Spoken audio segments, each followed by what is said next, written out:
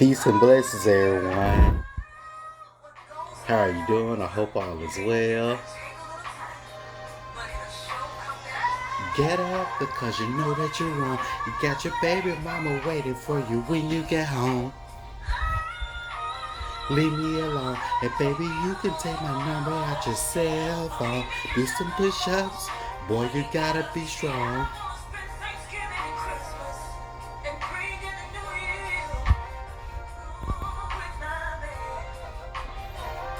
A side piece lover. Jason A made that shit. Shout out to Jason A. You all look her up on YouTube. She got some fire ass songs. There's a cause of his pain. His love was about to drive me insane.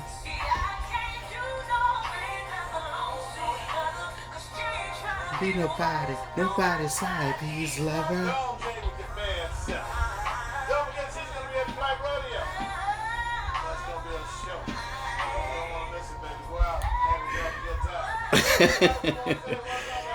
But how are you doing this morning? I hope all is well. I want to come on here and I want to talk about Jupiter and Scorpio in the seventh house. And I will turn this down right quick. Connect to us on. Well, I want to come on here and talk about. I want to talk about Jupiter and Scorpio in the seventh house. Well, I want to say seventh house, but Jupiter and Scorpio. I have it in the seventh house. I will get to that another day. Now, normally, a lot of times when you have Jupiter and Scorpio, I'm gonna get to the other placements because I don't want you all to think this channel is just about me talk about Scorpios and Scorpio placements. I'm gonna get to I am gonna be doing other segments as well, especially starting this week. But I'm definitely gonna be started with I might start with Jupiter. I don't know. But I would definitely be started with different segments this week. But with Jupiter and Scorpio, we have Jupiter and Scorpio natally. You tend to, because Jupiter represents expansion, it can represent like the Wheel of Fortune, like the Wheel of Fortune tarot deck. Jupiter basically spans things for better or for worse. It all depends, especially when it's retrograde. And when you got it in a sign like Scorpio, Scorpio represents the underworld. It represents the celestial plane. It represents it represents of course the underworld. It represents the subconscious. What's in that person's subconscious. That's what it represents. And it also represents death. There's different types of death with Scorpio, and I will get to that another day. I will get to that another day. Then you have Scorpio represents the dead. It represents rebirth. Scorpio represents many different things. It represents sharing other people's resources. It represents debt, tax debt, inheritance. Scorpio represents many things. Even the ruler planet is Pluto. Scorpio even represents waste. Even represents waste like bodily fluids, like semen, spit, all of that. Scorpio represents that. Scorpio represents a lot of different things. I'm gonna make an in-depth video one day about Scorpio one day pretty soon. But and Scorpio can also represent things that happens in the street, or street related, like gang, like when it come down to like being in a gang and stuff like that. And Scorpio represents self-empowerment. So when you have Jupiter here, Scorpio, what happens is that you tend, it depends on what house it is placed in different aspects of it. What happens is that you will tend to awaken people's shadow instantly. It's not it's more so it is not it's more so like you're waking a part of people that other people won't be able to see right off, but you'll be able to see it right off. It's what it is. Because Scorpio represents the shadow. When you got Jupiter there, and then when it expands, that's why I said Jupiter expands things for better or for worse. And when you got it in Scorpio, because it's like a detriment in Scorpio, when you got Jupiter there in Scorpio, that's kind of like what they consider hell.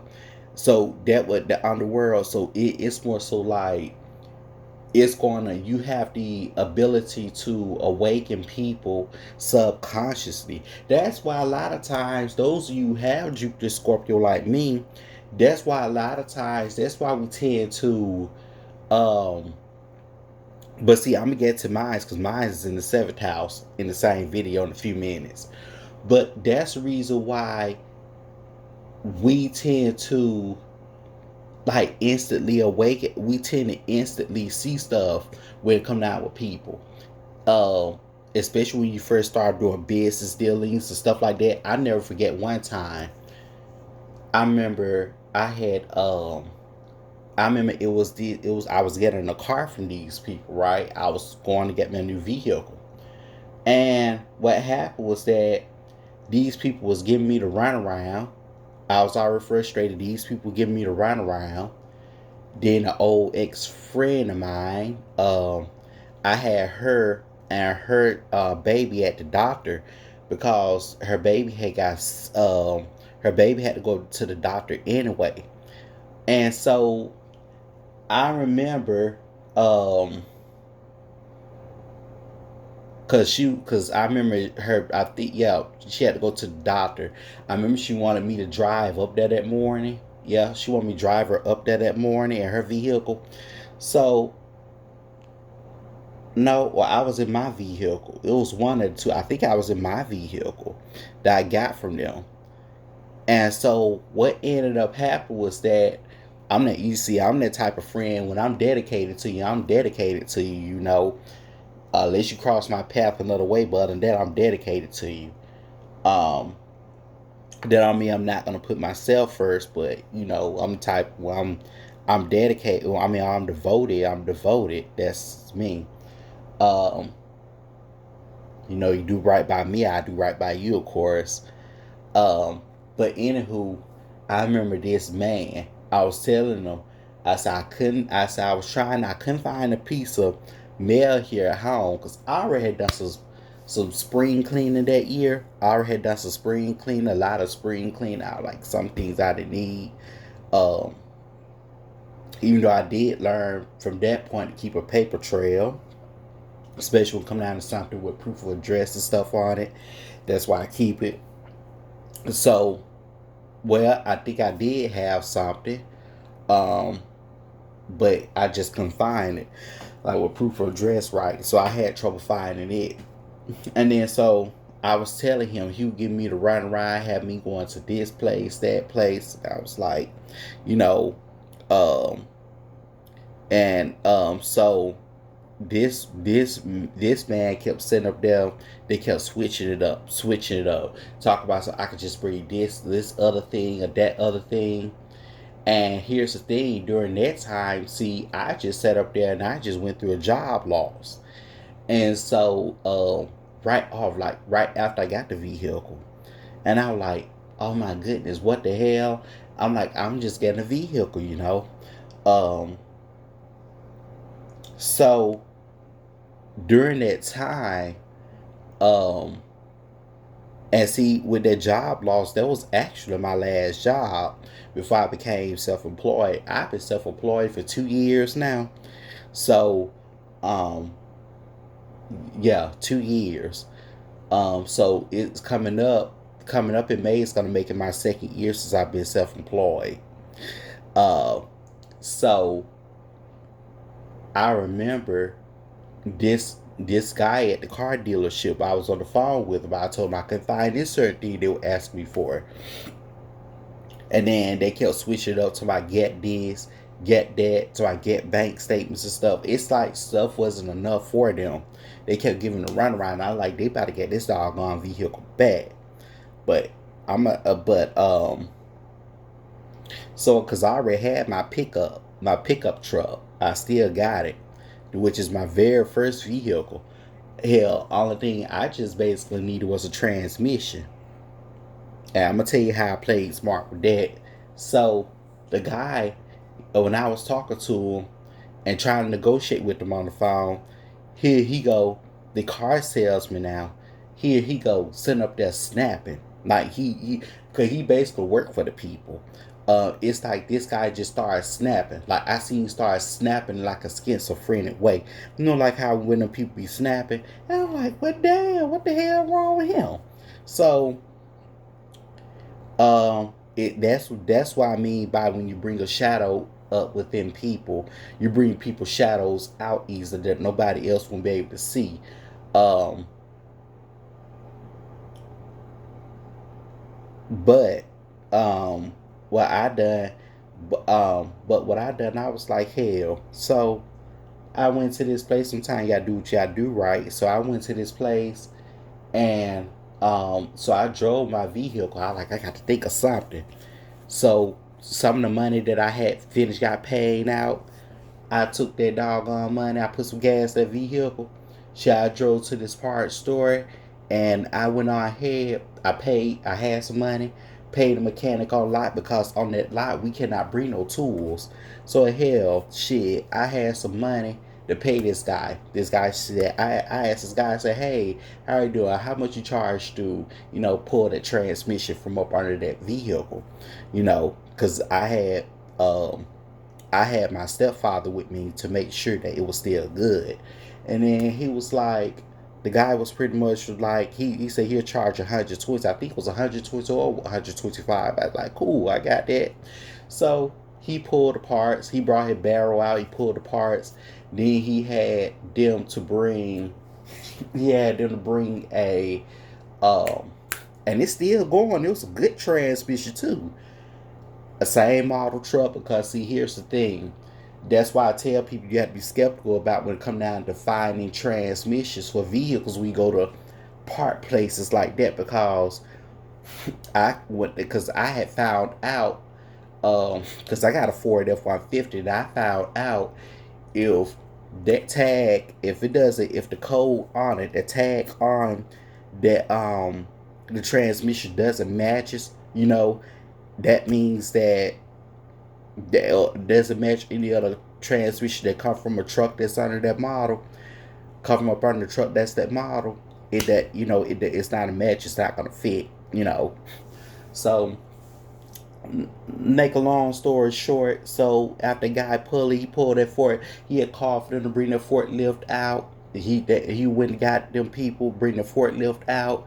They put the transmission up. I went and paid for it. You pull the parts yourself is cheap. So what I done, pulled the vehicle to the side, and they put it on the scale. They put that transmission up. But the way how I played smart was that I put a cardboard box down first and a plastic bag. So nothing won't, no stains, nothing won't get in. I put it in the trunk. It was able to fit in that trunk. Close that joker down, and then haul that joker back home. And I went on ahead, and I had took my truck for to get it fixed. It was fixed the same week, but I had because I was without a ride for that week, for 1 week. But I had went on ahead, and I had took my I took that car right back to those people. Especially after how they do disrespect me on the phone, I took the car right back to those people because I'm not doing no business with people that will sit up there and disrespect me. But because I might working with you and assisting you, but and that goes for anybody. But what you will not do, you will not sit up here and disrespect me. You're gonna respect me whether you like it or not. Or if y'all want to respect me, I just be like, "Hey, don't associate with me at all, or let's not do business at all." But I sort of happened when I seen that dude's side, I said, "Yeah, that's that Jupiter and Scorpio. That's in my chart because I have it in the seventh house. The seventh house is about dealings with others. That's what the seventh house is about, dealings with others. So that's what that seventh house is. It's similar like Mercury in the seventh house. It's like when you have Mercury and Scorpio in the seventh house, it's more so, it's similar like that. It's like you're gonna awaken something within others. You know, you're gonna see people that you had, um people who was karmic to you, or whatever the case is. You're gonna see them around in different places. You know, it's like it automatically triggers something, automatically ignites something within. And maybe it don't have to be sexually. It could be jealousy, hate, or whatever the case is, or whatever that fear is, that is being transmuted out as jealousy or hate. You know, in terms of jealousy, I hate. You know, but it's the other way around. You know, so Jupiter and Scorpio, it tends to, like I said, the blessed part is that the blessing of it is that we would tend to see people's shadows easily, especially those people who have that in their chart. We would tend to see people's shadows easily before others. Like it's without an effort and it's unintentional. It just will awaken it within the person. Because Scorpio deals with the shadow. When you got Jupiter there, and it spans things for the worst, of course it's gonna bring whatever up from that shadow, depending on what it is, for better or worse. But um I even remember times in past, even with sexual encounters, um, I ended up, it just sex, right? And I remember this one person tried to get at me sexually, and it was um somebody said, you gonna be my boyfriend and stuff. I'm like, huh? How did that get there? How did they get there? This just, we just connecting sexually. Um so um and then it's more so like this person ended up, like they were just and this person was dancing on me, by the way. But this person tried to, this person will snatch me by my arm. Like how they're being possessive with, like how abusive person would do somebody that's abusive. They snatch a person by the arm. Somebody who is very possessive. Yeah. So I'm like, what? Damn. So somebody said, you better not be out there talking about it. I'm like, you don't tell me who to talk to. You don't tell me who to associate with. You don't tell me who to mess around with, actually, for one. Because who said that we were together? We just got down connecting sexually. That's all. That's a distinct difference. I was just like, from that point on, some people, they just need, I know we're not all not perfect, but some people just need lessons on love, lessons on, in terms of, well, that's why we have these experiences in life when we look at it. Because especially those of us who have trouble with those type of distinctions, we have to learn to make those distinctions. Because dating and relationships are not the same, just like relationships and marriage is not the same. Marriages or partnerships, companionships, all of those are their distinct differences. There are distinct differences. So, you know um but back to what I was saying, we tend to bring stuff up out of people that other people don't even see, or they rarely even see within a person. Because Scorpio is the shadow.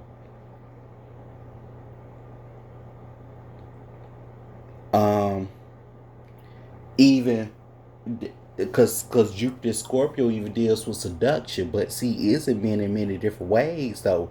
It's just like what Mercury and Scorpio in the seventh house, they similar like that. When it deals with the seduction, that's why when you, okay, That's why when you see people in public, those you who have displacement, when you see people in public, when you have these encounters, seduction come in many forms. It does have to come in positive form. It come in negative form, which is when it comes such as like hate and stuff like that. Um, and even people who are, people who display like um different gestures towards you, expressing, but it could be the other way around. Um, but what you don't, but what they don't realize is that they're being seduced.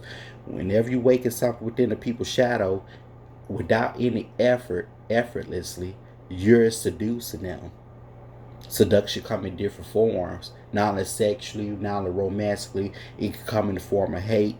You're seducing them in many different ways. Seduction come in, there is different types of seduction. So, but but that's what I want to come on here and talk about. And then with Jupiter Scorpio, you can be subjected to attracting um into energies or entities, because Scorpio deals with the celestial plane. You could be subjected to attracting, um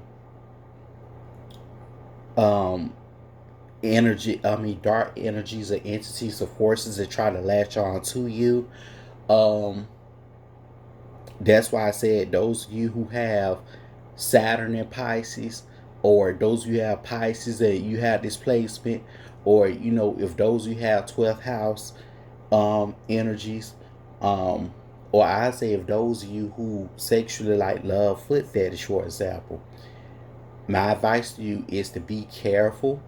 um I mean, it's good to give it, but I say, sometimes we have to be considerate in terms of who we give our sexual energy to, because I will say this, because one of the things is that we can tend to wield power, meaning that, let's say we're doing foot fetish, we can tend to, like how when a person, like how when a person is licking the sole of that person's feet, and I talked about that in that Pisces video about with the feet.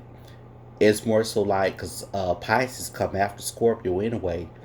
It more so like, and when that person start being driven crazy and stuff, it's more so like with will and power. It's letting us know then with actual will and power.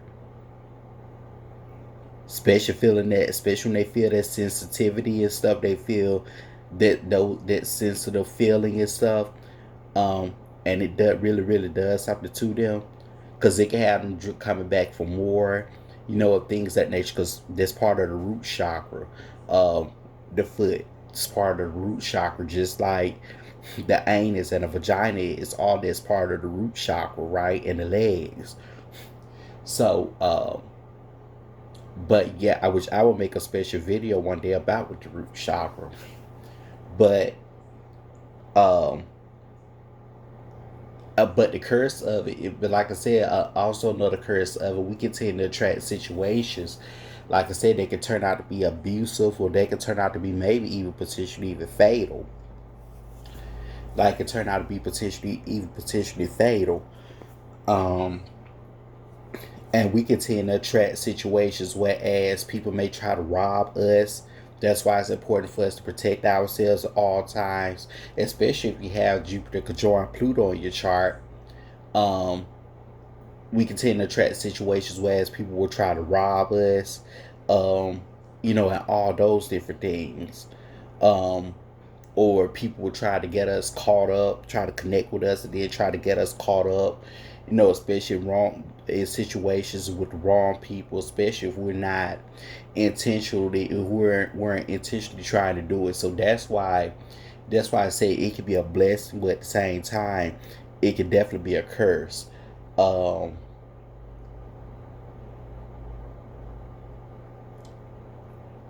and then when you see a person in public as well, when you communicate telepathically, you know it's like somewhere somehow they could end up, you could end up feeling that, or that person could end up feeling that's why I say it's like another form of seduction. um but this is what I want to come on here and talk about. um this is what I want to come on here and talk about. It's just like, even we have Pluto on your ascendant or Lilith on your ascendant, that in itself can even enhance that. um then if you have Mars on your ascendant, cause that would show you as a sex symbol, with with the Mars on your ascendant. Just like we have Saturn on your ascendant, depending on where it's placed at.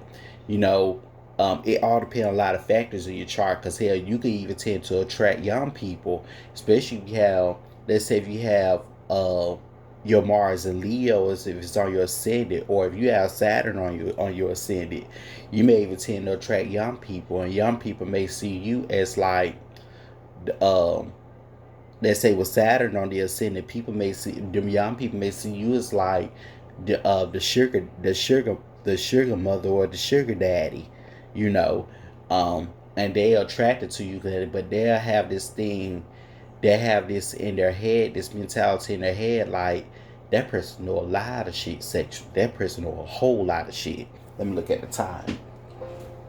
Yeah, that person know a lot of shit sexually, you know. So I would like to experience. I would like for that person to, experience that on me, because they already know some shit, more shit sexually that I don't know, or whatever the case is. And they already know how to do this and that. They are equipped. They already know how to do this and that. Um, just different things. So anywho, uh, this one I want to come in here and talk about. The next segment I will be making later on. I will be talking about Mars and Leo, because that's like the player aspect. Um, I mean, that's like the placement for like a player. But actually, I will talk more about that later on, and even that's a placement in regards to like sales. But I will talk more about that later on. Um, but until next time, peace and blessings.